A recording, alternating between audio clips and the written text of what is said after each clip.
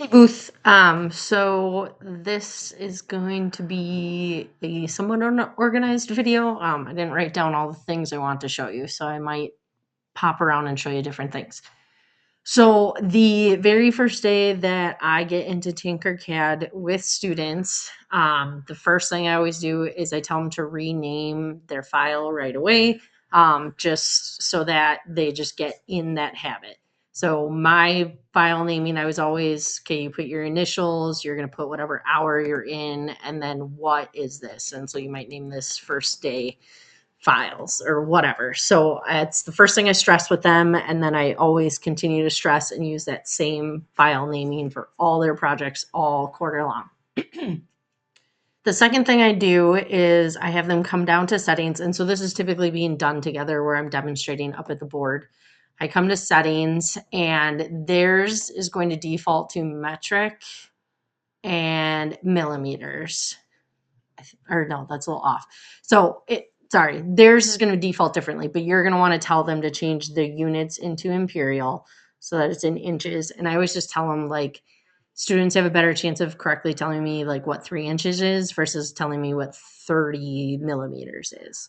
So I have them change it to imperial, and then this preset, typically it's TinkerCAD, which is like a really big square of a workspace. So I'll show you that here. So if I close out of these settings, so out here it's really big and square, which is nice if you're doing like Dreamhouse or any of those. I just always preferred having them change to the Dremel 3D40/3D45 because that is the size of build plate that we have for our printers. So then they can compare it to our print build or our print plate and just kind of what size it is. And then I tell them to make it default because then this is the only time they have to change it. If they forget to click make default, then they have to change those settings every time. So make default and then we'll close out. So you'll see it kind of makes that long rectangle, which is matching to our build plates. Our build plates just is more naturally sideways this way, but that is minuscule and doesn't matter. So changing their file name, changing those settings right away. I do try to point out this snap grid. 1/8 of an inch is fine. That's just essentially like every time you move an object or resize it, if it's on 1/8 of an inch, it's only going to move 1/8 of an inch at a time. Whereas if I change this to like 1/2 of an inch, it's going to move 1/2 of an inch at a time. Or if this is 1 inch, it's going to go from one. Oh, it is going 1/4 of an inch. Interesting. Okay. But it is for moving. So like it's going to move that 1/2 inch. So that's all that snap grid is for. When they do the bookmark project, they will definitely want 1/16 of an inch. You'll find that the kids who kind of understand TinkerCAD more, they'll come and play in here. But for the most part, they can leave it at 1/8 of an inch. It's not a problem. So you can either point it out to kids or don't point it out to kids right away. So I know you said you got in here, you were playing around with some of your shapes. So when you click on a shape, there will always be this extra menu. Different shapes have different options in here. And this is the one I was kind of telling you a little bit about yesterday. So with the cube shape, they have radius, and that's just kind of rounding those corners. So if they round it all the way up, it kind of makes it into a sphere. But if they just want, subtle corner rounding, so instead of the sharp corners, that is one way they do that. Steps, I usually tell them if they're going to round their corners, they're going to want those steps to go all the way up. That just kind of smooths it out. And then they can adjust their length, width, and height here. I just don't normally do. But the kids do like to see that radius and how that can round corners. So that's usually one of the things that I demonstrate for them. Other shapes of different settings. So like if you pull in a cylinder, instead of radius, it's going to have sides and bevel. So bevel tends to add kind of that bevel at the end. And I always tell them it's kind of, instead of it being flat, it's still flat on top, but it kind of angles towards it. And then again, if they add in more sides, it's going to kind of smooth those bevels, or you're going to see less segments. So like on the cylinder, if I bring the sides all the way down, you can see that it has those flat sides. So I do show that to kids because sometimes they kind of like the look of that. But if I increase the sides, it's going to increase how many sides I have, and then you get a much smoother shape right there. So I don't point out for every single shape, but I always tell the kids, like when you click on a shape, look at these settings and kind of play with them. And especially in those earlier days for like what to work on and such. So you have those there. I'm assuming in through your explorations, I was telling the black cone, that's your up and your down. The black, change it in one direction, whereas the white, change it in all directions. And I usually just kind of show the kids that. Um, D on your keyboard, that's one of my keyboard functions. I don't know if I had some handwritten posters. I don't know if they're still there or not, but like D, I tell them to drop it like it's hot. It's just going to take that shape and it's going to put it flat on the work plane. So if they've been working on something, a lot of times the kids will kind of be curious about rotating things. I try not to have kids rotate things much, especially when they start to rotate things like off the build plate. Like this is going to cause like more issues because it's not flat on the bottom. And the problem is like once they rotate it, so like if I take this like to -5, it gets like really hard to like truly get it back flat because you would think it would have to go back to 0, but now I'm at 27 degrees. So I just kind of rotate with caution. One trick with rotating is, so you can see right now, that blue circle is split into a couple parts. If I hold the shift key, so if I click on it again, if I hold down shift, okay, and then you just all of a sudden saw a bunch of those sections went away. So right here, we've got probably 16 to rotate by. But if I hold the shift button, it just does those 45-degree angles. So I will sometimes show them that because then they can successfully rotate to 90 degrees if needed. But again, I tend not to do a ton with rotating. Okay, next, a new shape that came out previously was this. It almost looks like the old pen tip, but it's called that extrude sketch. So this is a nice one. They can put that down and then they can draw, or they can use lines to make their own shape. So let's say I am trying to do the phone stand. So I can just click once and then I kind of have the lines. It's going to tell me the lengths of those lines. And I can just kind of make a three-dimensional shape. I always tell the kids, try to pay attention to the squares so you get something kind of on the straight side. But let's say I start with this sort of shape. Oh, sorry if you can hear my cats in the background. But let's say I start with this sort of shape and then I want to add another shape to it. So then I can come in and I can get some sort of shape here. Let's say I'm trying to make it unique. I'm just kind of like messing in here, but I can make that and it will kind of combine those shapes when I extrude. So then I kind of have this shape here. Let's go ahead and click finish sketch. It's going to come out looking like this. And so what's kind of nice about it is it's kind of that way. And then I can just stretch and make that longer. If I wanted it to sit truly like a phone stand would, let me get it back, I would have to do some rotating with that to that 90 degrees, hit the D button to drop it or bring it to the work plane. So then this is kind of what my phone stand would look like. So that sketch tool is really powerful for that because previously the kids would had to have made this with all separate rectangles and grouping them together. And some of them still will, and then from here I tell the kids like, okay, that took me all of 30 seconds. Like, what else can I do to make this better? Can I have some details on here? Or do I want to make a hole in here so that I can charge the phone or get, put my cord through there? I tell them to pay attention to your size. So like right now, this is only 1.5 inches wide. Cell phones are typically going to be 2.5 inches. Now, do I have to make this as wide as my cell phone? No, it can be a little narrower than my cell phone, but you don't want to make it too small. So, using your measurement unit and having the kids like actually measure like the size of a typical cell phone, or most traditional cell phones, you can just Google what its measurements are. So I always tell them to try to pay attention to that. It's only 2 3/4 of an inch tall, which isn't bad, but they can kind of go from there. So that's just that pen tool. This is also the one I use a lot for kind of creating kind of unique and fun shapes for things. So kind of creating backgrounds, filling in gaps, stuff like that.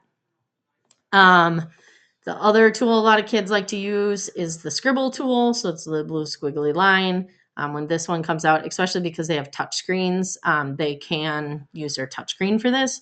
this is typically how I tell the kids, like I would always draw like high in cursive, and then I want to personalize it. So I make the little dot of the I into a heart. And this is just like a fun way that I tell kids that they can personalize things. And then hide this for a second. They can erase little pieces of it, or this one here, it's the windshield wiper erasure. So like if my windshield wiper goes over it, it erases out. So that is a fun one that the kids do tend to like, and that's how they can draw.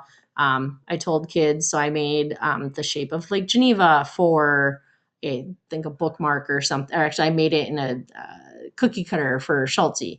So I used the doodle tool to do that because I just kind of split my screen. I looked at the shape of Lake Geneva and I kind of drew out what I wanted. But for now, for this example, I'm just going to hit high. This would be where I talk about how it's sticking out so far and it's not going to work well for my phone.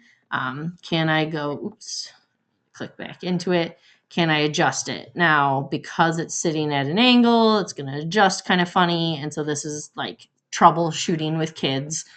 Like, how can I work on that? How can I, change what I'm doing there?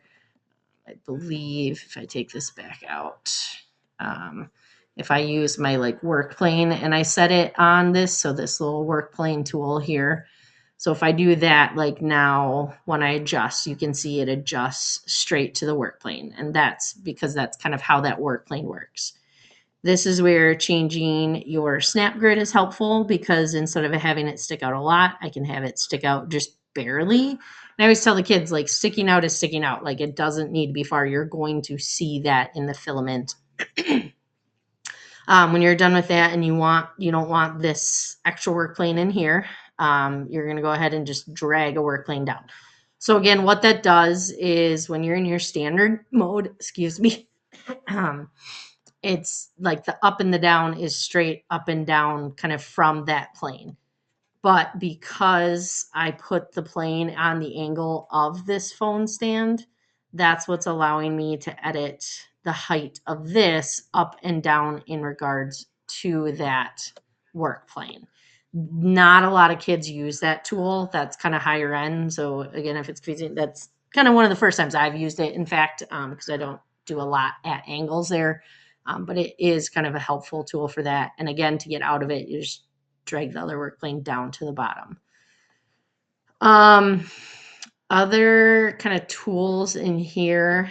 So if you click on where like basic shapes are and you come down to shape generators. So I've used this a couple times. You don't have to as much now that you have that extrude tool, kind of the pen tip one I was showing you. But this black cylinder, when you drag this down, it kind of gives you this piece here. So I had made some like wolf paw headphone wraps, and this is actually what I use to make the claw. So you can kind of move these little squares, and then the lines just kind of turn and angle. So that's kind of how I made the shape of the wolf claw kind of in here. And then it just kind of creates it in that 3D shape. So then when I came here, I just made it a lot smaller. And then I was able to make that into kind of a wolf paw by like copying and pasting. That's really only shape generator I've used. There are projects where you can make like threaded lids, and that has a tool in here for kind of recreating those threads. I've dabbled in it. I've never successfully done that though. So there are shape generators in there. If you want to play. So the fun in games, like these sorts of things, I tell kids they can utilize in their projects, but it shouldn't be like the only thing they're printing. So for example, this skull, if this is the one I'm thinking of, it's got holes in it, so it kind of fills with support material. But a lot of these light green ones, they're like, if you print them all out separately, the kids can like click them together to like make an actual skeleton. It's got like joints and stuff. So I didn't print that one a whole lot, but I told the kids they can utilize some of those. It's just that they can't just make that. Let's see what else would be helpful. If you do any of the electronic stuff, so there are kind of some fun tools in here. So this This piece was kind of nice. So when you print this out, it holds an LED and a coin battery. And it's already created and it's already the right size. And then click on more shapes. So this is a glow cutout. So this one perfectly fits over that little coin battery thing.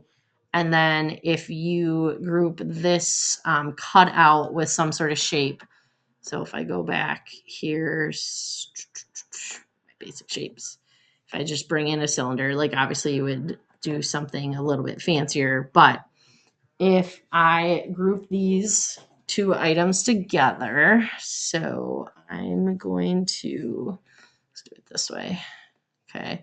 I'm going to make this one disappear so you can use these light bulbs. So that makes it disappear. It doesn't delete it though. So if I want it to come back, I just have to go click the light bulb again. Second. Where'd it go?